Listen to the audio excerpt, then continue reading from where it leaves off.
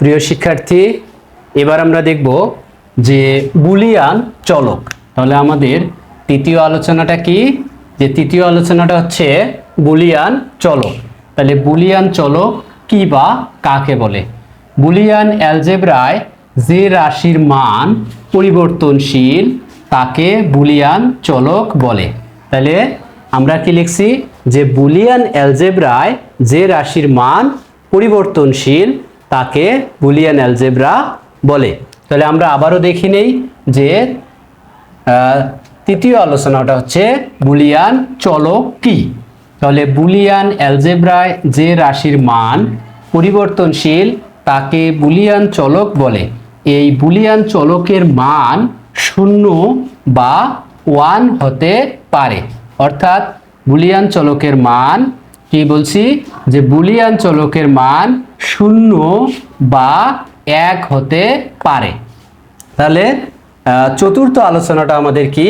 চতুর্থ আলোচনা হচ্ছে যে বুলিয়ান পূরক কি। কি আলোচনা? চতুর্থ আলোচনা হচ্ছে কি?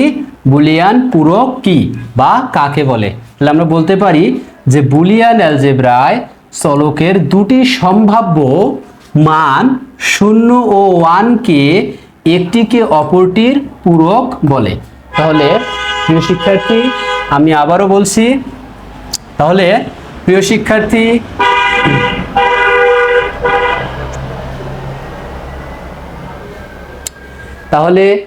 শিক্ষার্থী আমি আবারও বলছি যে চতুর্থ আলোচনা হচ্ছে আমাদের বুলিয়ান পূরক কি বা কাকে বলে। তাহলে আমরা দেখি বুলিয়ান পূরক। বুলিয়ান অ্যালজেব্রায় চলকের দুটি সম্ভাব্য মান 0 ও 1 কে 0 ও 1 কে একটিকে অপরটির পূরক বলে। অর্থাৎ 0 এর পূরক হচ্ছে 1 এবং 1 এর পূরক হচ্ছে 0। তাহলে আমরা আবারও দেখে নেই যে বুলিয়ান পূরক কাকে বলে। যে বুলিয়ান অ্যালজেব্রায় চলকের দুটি সম্ভাব্য মান 0 ও 1 কে একটিকে অপরটির পূরক বলে।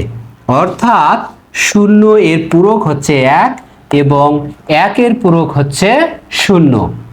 তো ঠিক আছে, সবাইকে অসংখ্য ধন্যবাদ। আল্লাহ হাফেজ।